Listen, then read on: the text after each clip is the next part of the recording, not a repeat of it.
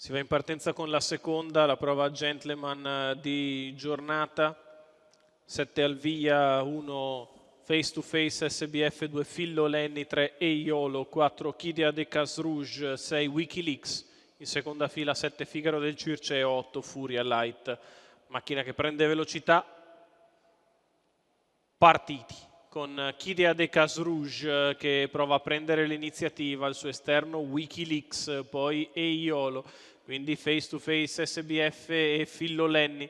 Sulla prima curva Kidea de Casrouge in vantaggio su Wikileaks che è all'esterno, in corda c'è Eiolo che precede face to face SBF, Fillo Lenny, Figaro del Circeo 15:1 i primi 200 metri di corsa, mentre insegue a qualche lunghezza Furia Light.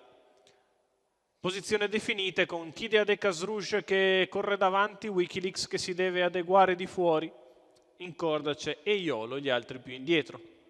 29,7 per i primi 400 di gara, con sempre al comando Kidea de Casrouge, all'esterno Wikileaks e alla corda Eiolo, questi tre nettamente avanti agli altri. Si viene al passaggio sotto alle tribune con Kidea de Casrouge che continua a guidare e Wikileaks che si deve impegnare allo scoperto, Eiolo che rimane a contatto. Primo giro in 59,6, primo giro veloce per la categoria. Kidea de Casrouge cerca di far pesare il percorso esterno all'avversario dichiarato Wikileaks, Eiolo cerca di non perderli di vista. Poi face to face SBF che passa in quarta posizione trascinandosi Figaro del Circeo.